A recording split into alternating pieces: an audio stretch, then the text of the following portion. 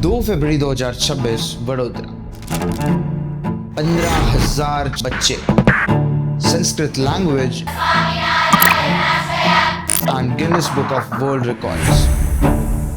पर सवाल ये है, जब दुनिया कहती है संस्कृत भाषा लुप्त हो चुकी है, तो ये इतिहास कैसे लिखा गया? आज सब कुछ स्मार्ट है, smartphone, smart watch, smart homes, पर इस डिजिटल दुनिया में शायद हम इतना खो चुके हैं कि हम अपनी संस्कृति, हम अपनी पहचान, हम अपनी भाषाएं भूल चुके हैं। और जब दुनिया भूल रही थी इस संस्कृत भाषा को, तब एक संत, उनका एक संकल्प सत्संग दीक्षा ग्रंथ को पाठ करे और उनके द्वारा लिखा गया एक शास्त्र। 15,667 बाल बालिकाएं, जिन्हें ना संस्कृत बोलने आती थी ना पढ़ने, उन बच्चों ने संस्कृत भाषा को जीवंत कर दिया।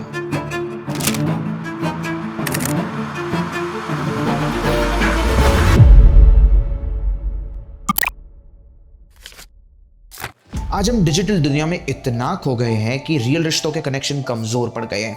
पेरेंट्स का टाइम लैपटॉप ले गए और बच्चों का समय मोबाइल। घर में सब कुछ स्मार्ट है, smart TV, smart watch, smart home, लेकिन ये सब कुछ स्मार्ट करते करते हमारी जो संस्कृति थी, हमारे जो संस्कार थे, वो शायद हम स्मार्ट होने के चक्कर में भूल गए और वो लुप्त होते चले गए। कभी सोचा है, जो भाषा कभी देव भाषा कहलाती थी, वो आज हमारे स्कूल और घर दोनों से गायब क्यों है? संस्कृत सिर्फ एक भाषा नहीं थी, ये थी संस्कृति का सार, अनेक भाषा का स्रोत और भारत की पहचान। इस भाषा में लिखे गए थे हमारे वेद, उपनिषद, रामायण, महाभारत, गीता जैसे अनेक ग्रंथ। इस भाषा ने सिखाया था हमें वसुधैव कुटुंबकम जैसी भावना। लेकिन आज के बच्चों के लिए ये संस्कृत भाषा is not so cool, even बड़ों के लिए भी। पर सवाल ये है, क्या हम मॉडर्न बनने के चक्कर में हमारी पहचान भूल रहे हैं? शायद हाँ। और इसी दौर में जब दुनिया भूल रही है सनातन संस्कृति को, संस्कृत भाषा को, तब BAPS के ये नन्हे दीपक संस्कृत के श्लोक से संस्कृति को फिर से रोशन करने निकल चुके हैं। 2024 में BAPS के प्रमुख परम पूज्य मोहन स्वामी महाराज के द्वारा इस संस्कृत भाषा को पुनर्उजागर करने हेतु एक प्रोजेक्ट लॉन्च किया गया, जिसमें सत्संग दीक्षा नामक एक ग्रंथ, जो स्वयं परम पूज्य मोहन स्वामी महाराज ने 86 वर्ष की उम्र में लिखा है, उस ग्रंथ के 315 संस्कृत श्लोकों का मुखपाठ किया जाए और वो भी देश विदेश के 10,000 बच्चों द्वारा किया जाए, ऐसा मोहन स्वामी महाराज ने संकल्प किया। और इस संकल्प से उजागर हुआ एक प्रोजेक्ट, मिशन राजीपो। 15,000 થી વધુ 3 થી 13 વર્ષના બાળકો અને બાલિકાઓએ સત્સંગ દીક્ષાનો સંસ્કૃતની અંદર સંપૂર્ણ મુખપાઠ પૂર્ણ કર્યો છે।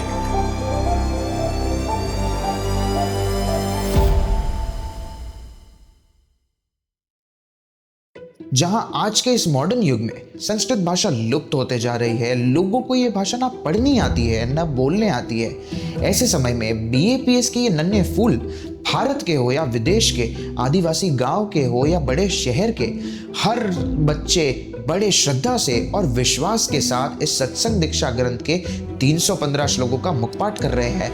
आपको जान के बड़ा आश्चर्य होगा कि इनमें से बहुत सारे बच्चे ऐसे होंगे जिनको ना संस्कृत बोलनी आती है ना पढ़ने, शायद बहुत लोगों को तो हिंदी भी नहीं आती। तो आप सोचिए कैसे इन बच्चों ने संस्कृत के श्लोकों का मुखपाठ किया होगा। आइए जानते हैं एक वीडियो द्वारा। કયા સ્ટાન્ડર્ડમાં ભણો છો? Junior KGB. What's your age? Age is senior KG. How old are you? 5 years old. Sanskrit લખતા વાંચતા આવડે છે તમને? ના. નહીં? તો તમે બધા શ્લોક કેવી રીતે પાકા કર્યા? આ રમતા હું રમું અને મારી મમ્મી બોલે એટલે મુખપાઠ થઈ જાય। દર્શભાઈ, તમને કક્કો બોલતા આવડે છે? હા. તો બોલો જોઈએ। ક ખ ગ પછી ચ પછી ના નથી આવડતું। ક્રિશુભાઈ, જુઓ તો આ પહેલા પેજ ઉપર શું લખ્યું છે? કશું નથી વાંચતા ફાવતું। મયા સહ શબ્દ ઉપરથી કયો શ્લોક આવે છે? मया सह सदेवास्ति सर्वदोषनिवारक स्वामिनारायण साक्षात् एवं बलं च धारयेत्. 12 થી 16 નંબરના શ્લોક બોલો તો.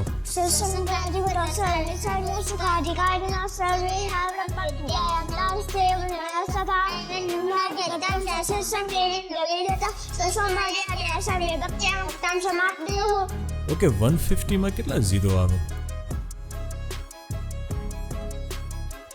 151મો શ્લોક આવડે છે તમને? હા. प्रत्यहमनुसन्धेय जगतो नाशशीलता स्वात्मनो नित्यता चिंत्य सच्चिदानंद रूपता. जैसे हमने अभी देखा कि कैसे जिस उम्र में बच्चे खिलौने के साथ खेलते हैं, अपने फ्रेंड्स के साथ खेलते हैं, उस उम्र में BAPS के बाल बालिका संस्कृत श्लोकों का मुखपाठ कर रहे हैं. ये आपको थोड़ा अटपटा लग सकता है, लेकिन आप जब इस संस्कृत श्लोकों से मुखपाठ के फायदे जानेंगे तब शायद आप खुद हैरान हो जाएंगे, आश्चर्य में पड़ जाएंगे. एक साइंटिफिक स्टडी जो कैम्ब्रिज यूनिवर्सिटी के न्यूरो साइंटिस्ट डॉक्टर जेम्स हाडसन ने की थी, उसे द संस्कृत इफेक्ट कहा गया है. उन्होंने संस्कृत पंडितों के ब्रेन्स का MRI स्कैन किया था और कंपेयर किया था नॉर्मल लोगों के ब्रेन से. रिजल्ट हैरान करने वाले थे. उन्होंने देखा कि जो संस्कृत श्लोकों का नियमित उच्चारण और पठन करते हैं, उनके ब्रेन का ग्रे मैटर का वॉल्यूम ज़्यादा था, स्पेशली हिपोकैम्पस जो मेमोरी और कंसंट्रेशन के लिए रिस्पॉन्सिबल होता है, और सुपीरियर टेम्पोरल गाइलस जो लैंग्वेज और साउंड प्रोसेसिंग संभालता है.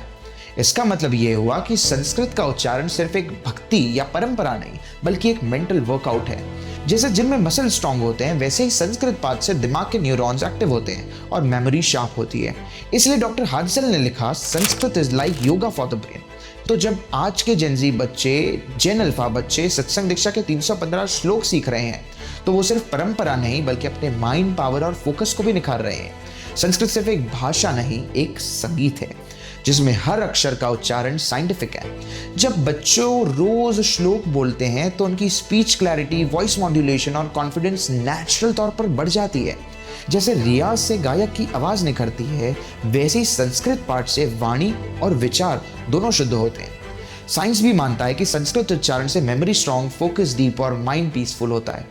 जैसे किसी मशीन को चलाने के लिए एक मैनुअल की ज़रूरत होती है जो बताती है कि कैसे इसे यूज़ करे, क्या करे और क्या ना करे, वैसे ही सत्संग दीक्षा ग्रंथ हमारे जीवन की मैनुअल है.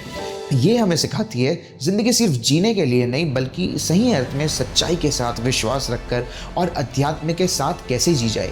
ये मैनुअल हमें बताती है कैसे सोचना चाहिए जब हमारा मन उलझन में हो, कैसे रिएक्ट करना चाहिए जब हम गुस्से में हो, कैसे चलना चाहिए जब रास्ते मुश्किल हो, कैसे रहना चाहिए जब दुनिया बदल रही हो.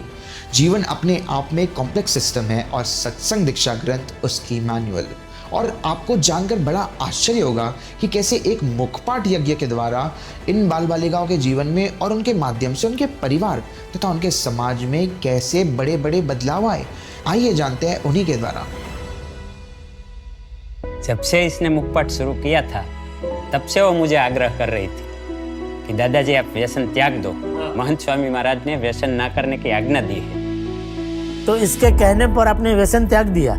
जब इतनी छोटी बच्ची पूरा सत्संग दीक्षा ग्रंथ का मुखपाठ कर रही हो तो मेरा भी फर्ज बनता है ना. तो मैंने व्यसन छोड़ दिया और वो मेरे अच्छे के लिए ही था ना. बिल्कुल बिल्कुल.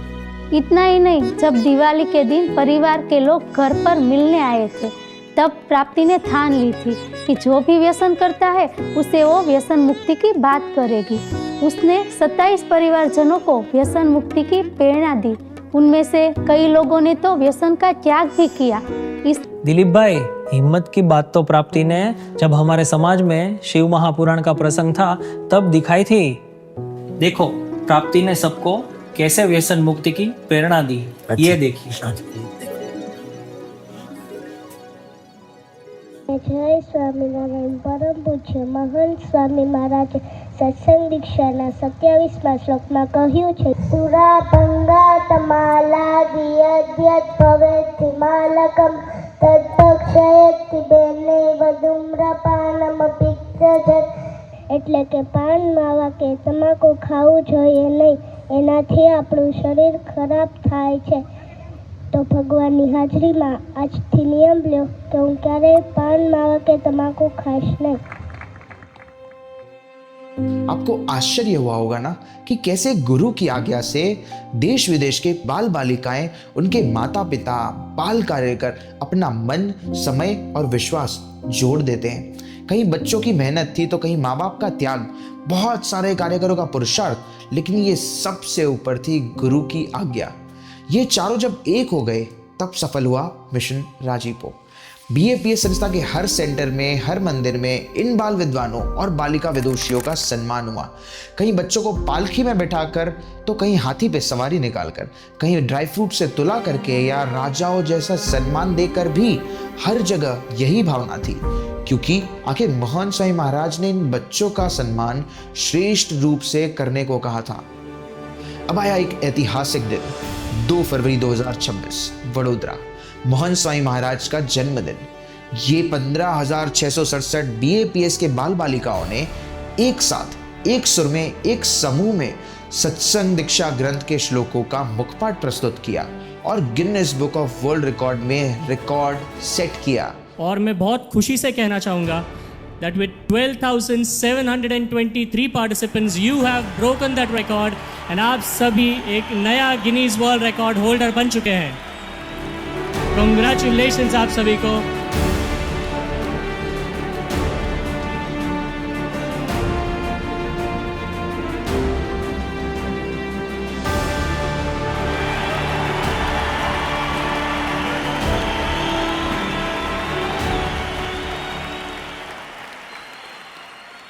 ये दृश्य सिर्फ एक उत्सव नहीं था, ये था संस्कृति का पुनर्जन्म का उत्सव। जब दुनिया मॉडर्न होने में व्यस्त है, तब BAPS संस्था संस्कार और संस्कृति को मॉडर्न भाषा में जीने की कला सिखा रही है। और ये सब संभव हुआ एक संत के संकल्प से, जिनका हर विचार, हर मार्गदर्शन, हर आशीर्वाद बस एक ही शब्द में सम्मिलित था, संकल्प 10,000। मोहन स्वामी महाराज का संकल्प था कि हर बाल बालिका इस सत्संग दीक्षा ग्रंथ का मुखपाठ करे, और इन BAPS के बाल बालिकाओं ने सही अर्थ में मोहन स्वामी महाराज के जन्मदिन के अवसर पर मुखपाठ रूपी गुरु भक्ति को अदा किया, उनकी प्रसन्नता प्राप्त की। BAPS के ऐसे ही कार्य देखने के लिए इस चैनल को सब्सक्राइब करें। Thank you.